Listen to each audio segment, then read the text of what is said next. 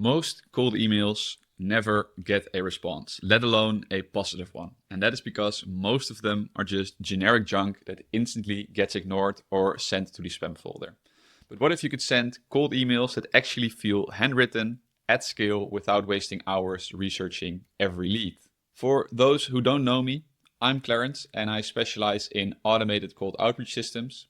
I started my lead generation agency from scratch without an audience, without case studies, and without any connections. All I had was a deep understanding of cold email, automation, and AI. And using those tools, I was able to scale my agency to $80,000 per month completely from outbound sales. Today, I run cold outreach campaigns for more than 20 clients, helping them land consistent, high-value deals. And the thing is, I don't do any of it manually. I've built fully automated workflows that handle everything from lead scraping to data enrichment to sending hyper-personalized emails at scale. At my agency, we send hundreds of thousands of emails every month, which means we have a massive amount of test data to analyze and refine what actually works. These aren't just theories. Every strategy I share is backed by real-world results. And in this video, I'm sharing the 30 best performing opening lines that make cold email feel like one-on-one messages, even when we're sending them at such a massive scale. Before we get into the 30 best performing lines, let's talk about where the data comes from.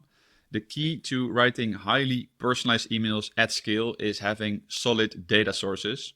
Otherwise, you're just making generic guesses that won't stand out in a crowded inbox. The three data sources I use the most are a lead's personal LinkedIn, their company's LinkedIn, and their company's website. Each of these provides a different layer of information that allows us to create emails that feel like they were written just for that person. From a personal LinkedIn profile, we can pull details like their job title, how long they've been in their role, any recommendations they've received, and sometimes even recent posts they've shared.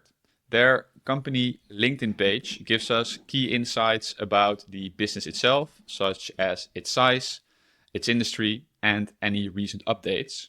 But to go even deeper, we turn to their company website, scraping for crucial details like the company overview, their offerings, how they position themselves in the market, and any proof of success, such as case studies or testimonials. With just these three sources, and there are plenty of others, but these are the three main ones, you have everything needed to personalize most email templates without having to manually research every single lead. While I won't be going into depth into the automation flows that power the process you can see on screen right now, the first flow pulls data from personal LinkedIn profiles, as I showed. The second scrapes company LinkedIn pages, and the third extracts key information from company websites. If you want a step-by-step breakdown of these automations, I have videos on my channel that cover them in detail. And if you want to download these exact workflows and start using them yourself, you can find these inside my school community.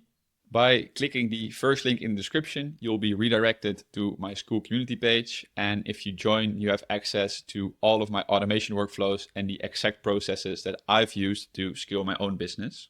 Now that we have covered how we gather the data, let's jump into the 30 best performing cold email opening lines.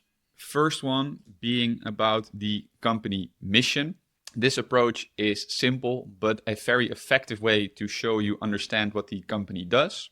We pull this information directly from their company LinkedIn page or their website. Then we use AI to summarize it into a natural sounding line. A typical example would be, I saw how you help people with mission statement and wanted to reach out. This makes the email instantly feel relevant to their business. Another strong one is title plus time in role. A great way to establish credibility is by recognizing someone's experience in their role. We once again pull this from LinkedIn, from their personal LinkedIn profile in this case, which tells us their job title and how long they've been in the position. Then we turn it into a strong first line like, noticed you've been the title at the company for about X amount of years, figured you were the right person to reach out to. This approach makes it very clear why you're reaching out to them specifically with your offer. Moving on to the title plus company mission plus job description. We go a step further with this one by combining multiple data points. By pulling their LinkedIn profile and a company overview, we generate a line that ties their job responsibilities to their company's broader mission. The result might be, I figured you were the right person to reach out to, considering an AI-generated summary of their role and their company. This is one of my personal favorites because this level of depth makes your outreach really stand out in their inboxes amongst all the other generic crap they're receiving every day. Then the recommendation call out. This is what you get from a personal LinkedIn profile. It's not always there, but when it is, it can be very powerful. Personal recommendation is what someone else left on their profile, so a recommendation about them. If someone has received one, we can pull it in and craft a line like, saw the recommendation, person left, so the name of the person who wrote it, left about how you, summary of recommendation, kudos. This works very well because it shows you've done your research and people love hearing positive things about themselves. Another very strong one is the LinkedIn post call out. If the lead has been actively posting, referencing their content is a very easy way to get a reply. So what we do is we scrape their LinkedIn posts, use AI to summarize the topic and turn it into a natural opener. I wrote this down as saw your LinkedIn post about topic, great insight. This one works because people appreciate engagement on their content, making them more likely to respond. If they didn't appreciate engagement, they wouldn't be posting in the first place. Sometimes you want to take a different approach. You want to infer how your product or service could fit into their business. This requires pulling information from their company website or their LinkedIn company page. AI analyzes their business model and suggests a way your offer could help. A strong version of this line is specifically, I think we could help you AI generate suggestion based on what they do. Framing it like this allows you to personalize even when there's no obvious angle. Another easy way to make an email feel relevant is the previous company call out. This one is a bit more tricky, but it works very well for leads who recently changed jobs. What we do is we pull their work history from their personal LinkedIn profile and reference their past employer in a way that ties to our offer. A good example is figured you didn't leave previous company stoked to worry about problem you solve. This subtly acknowledges their career move while making the conversation about their current challenges. The company analogy approach, also a very good one. This approach makes your offer more relatable by mirroring their value proposition. We pull their company mission statement or offerings from their website, then use AI to make a comparison. Something like the way you help people, how they help others, we help, how you help. Reading this templated line sounds a bit fake, so let me explain. Most businesses, most B2B businesses, reduce costs, improve revenue, save time. So let's say the company analogy for an accounting firm would be the same way you help people save money on taxes. We help businesses save money on prospecting. This one works very well because it frames your product in a way that makes immediate sense to them because they can relate. So for this next line, we need to use a different data source than LinkedIn or their company website. Let's say this business has a review online. We can use review call out to personalize the email. We scrape either Google, Yelp, or G2 reviews, extract the most relevant one, which is usually one of the most recent ones, and turn it into an opening line, saying something like, saw the review about how you, and an AI summary of the review. When using a review call out, I would definitely avoid using any negative feedback because people don't really like to be pointed under negative feedback. But using a line like this works especially well for B2B businesses or service-based businesses because it proves you're not just blasting generic outreach, you actually had the time or took the time to look them up on other websites. Another trust building angle is the case study mention. If they have a case study featured on their website, we can reference it directly by saying something like, I saw on your website that you've created success for companies like case study client. This one has been very effective because it shows you understand what they do and positions your email in a relevant way. I've also received some replies from leads saying, hey, very cool that you actually read some of the case studies on our website. Little do they know that I didn't actually do it. These opening lines are already a massive step up from generic outreach, and we're just getting started, so let's keep going. Another powerful way to personalize emails is by mentioning web traffic. You have to be very mindful that SEMrush and SimilarWeb aren't the most accurate, so you have to be careful in the way you phrase it.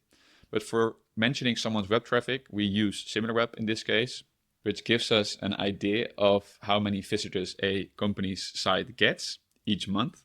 It's not always 100% accurate, as I said, but it's a great way to start a conversation. A line that has worked for us has been, I know SimilarWeb isn't perfect, but they estimate you get around traffic number visitors per month. So the traffic number would be an estimate.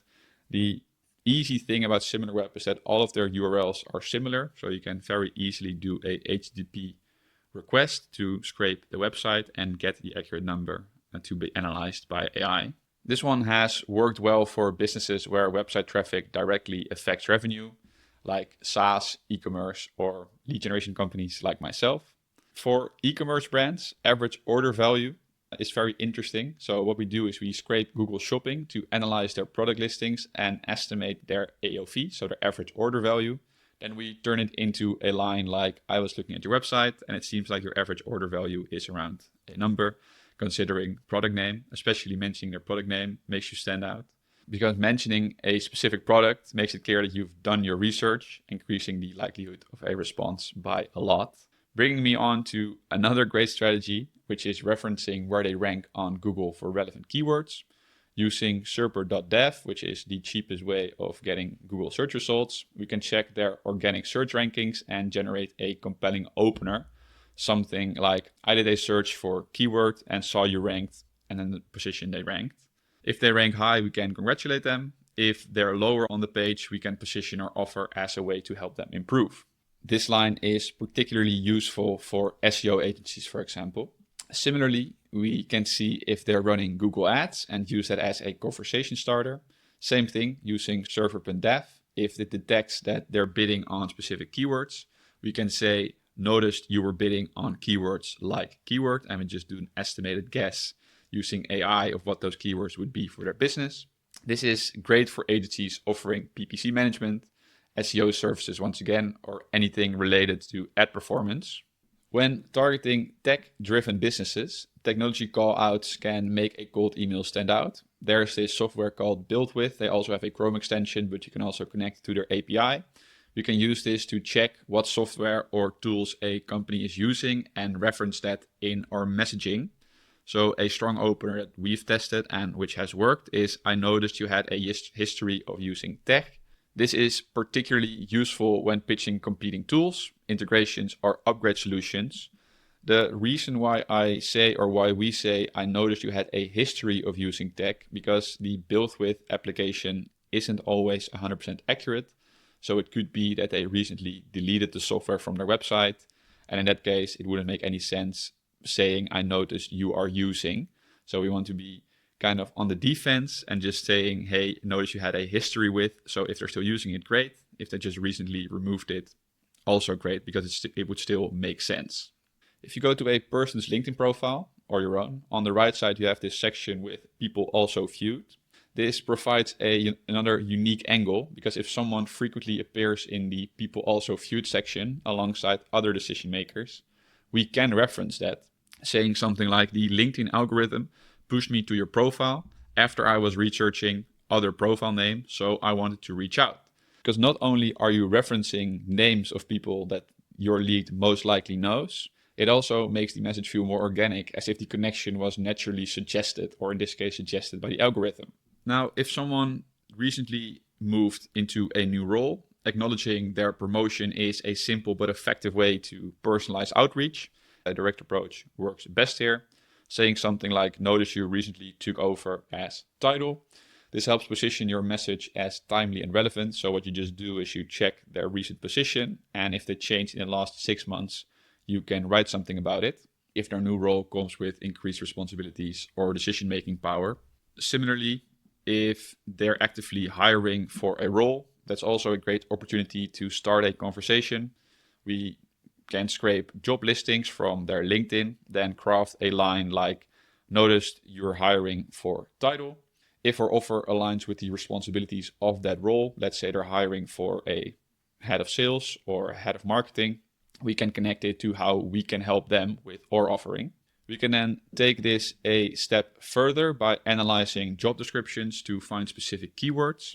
What you can do is you can scrape that job post. AI can then highlight key responsibilities, which allows us to create a more targeted message, saying something like, noticed you're hiring for title, and the job description mentioned keyword. This makes it clear that we understand exactly what they're looking for and also allows us to further pinpoint our offering to exactly what they're needing. And then an even more advanced way of also using a job post is using AI to analyze the full job description and extract the most important responsibilities. We then frame it in a way that ties into our offer, saying something like, noticed you're hiring for title, and it looked like the person would be responsible for responsibility, considering the job description set, and then a direct quote from the job description. This has been a very effective way of personalizing our outreach for recruiting agencies, for SaaS tools, or for service providers that support growing teams. We're almost there. I'm just saving the best for last. Another great way to personalize an email is by referencing a company's LinkedIn post. Companies often share updates about new partnerships, product launches, or major milestones. This one is very similar to mentioning a person's LinkedIn post, even though these ones are usually a bit more generic. But using a company LinkedIn post always makes it feel at least a bit more relevant. We pull this from their LinkedIn company page, summarize the post, and turn it into a natural line like, saw your company recently posted about, and then an AI generated summary of the post. This shows you're paying attention and engaging with what matters to them, or at least what matters to their business. So this next one can really only be used for larger enterprises because not all companies have press releases about them. But a similar approach to the company LinkedIn post would be a company news call out. If you found any, or if you can find any news or press releases or on sites or industry blogs, if a company has been featured in an article, for example, we can use AI to summarize that article and say something like, saw the recent news about, and then summary of the company achievement. This type of outreach, it works well for companies that have recently raised funding, for example, expanded into new markets or launched major initiatives. But you're not going to find any press releases on local businesses, so don't even think about it. For local businesses, we have something else. We have a location-based approach that can make emails feel more personal. If a prospect is based in a certain city, we can add a line like, noticed on LinkedIn you're based in city. If we connect, I'd be happy to buy you lunch at local popular restaurant. This one doesn't really work well for people who get a lot of emails, but it works very well for local business owners who don't get that many emails, because not only does it make you relatable, as if you live close by, it also makes you a bit more interesting because you're actually able to name a restaurant in the area. We used to use Yelp for this, but usually it came up with franchises. So what you can just do is do a Google search. Once again, do serper.dev and just taking one of the top 3 restaurant names to mention in your outreach. I would suggest using this as a PS line instead of the opener of your email, but you get the point. It will make it more relevant for the reader anyway. Another very good way to build trust is by referencing Google ratings. Many businesses, especially service-based ones, rely on their online reputation, and bringing it up in an email can catch their attention. If a company has a strong Google rating, we can say, noticed your 4.8 reviews on Google, very impressive. This works well when targeting businesses where credibility and customer satisfaction are major selling points. But I have to be honest, this is a bit of a cheap one and it doesn't really relate to everyone. So this would be more of a fallback line if some of the other data points aren't available for that business. We can take the Google rating a step further by mentioning a specific Yelp or a specific Google review. By scraping any of these platforms, we can highlight a positive testimonial and turn it into an opener line, saying something like, saw the review, and then the name of the reviewer, left about a summary of the review. This is a very easy way to prove that you've done your real research instead of sending a generic pitch. But this is once again more relatable for local businesses. Same goes for the one about the business phone number, because larger businesses either don't have their phone number or their phone number is not related to any of the decision makers at all. So this is a very funny one. I think it's a very interesting one. For local businesses that list their phone numbers, we can use a subtle but effective approach by using it in an email. Instead of reaching out like a typical cold emailer, we position it differently by saying, I was about to call business phone number, but figured email would be easier. This is very useful for reaching out to business owners who are used to receiving calls rather than emails. And it also makes it seem like a human wrote this email, because there's a very slim chance that AI would pick up the phone and call you at this moment in time. Then another pretty good strategy is leveraging new leadership hires. When a company hires a new executive, it often signals a shift in priorities or an openness in change, at least. We can reference this in a message by saying something like, notice that new leader recently joined as position. I'm sure they have big goals for the team. This is particularly relevant or effective for B2B services that help with growth, leadership transitions, or team scaling. You would send this to someone in a sales team, so not to the head of sales. Then for companies in competitive industries, referencing their biggest competitors can be a strong way to establish relevance. Using serper.dev, we can identify which companies are often compared to them and say something like, I was doing research and source mentioned that people often compare you to competitor. This can be positioned as a compliment or a competitive insight depending on your offer. And since we humans are always very competitive creatures, hearing or reading about one of your biggest competitors can be a very effective trigger in sparking a conversation. So the next line is a bit more specific, and I've only been testing it out recently, but I wanted to share it with you guys. If a lead attended a well-known college, let's say an Ivy school, referencing a unique tradition or event from that school is an easy way to create a connection. AI can find or already knows school-specific traditions, and we can turn it into a casual line, saying something like, notice you went to school or college. Do you ever have time to go back to popular event? This works very well for relationship-based outreach, and I would use it as a PS line below your sign-off or at least below your CTA. And then finally, one of the most effective ways, but also something you can't use all the time, is recognizing when someone is in a leadership role for the very first time. You can do this by analyzing their experience on their personal LinkedIn profile.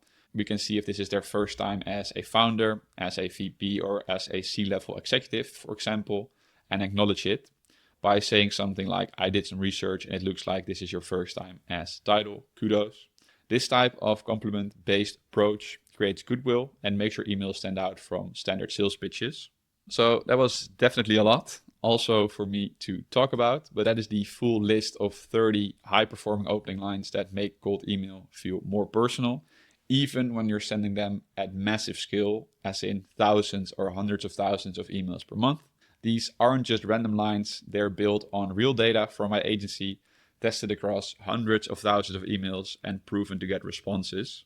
If you made it this far into the video, first of all, huge respect. You're clearly serious about leveling up your cold outreach, and that alone puts you ahead of 99% of people still stuck sending generic, ineffective emails. As I said at the beginning of this video, if you want to go even further, I've got something for you inside of my school community.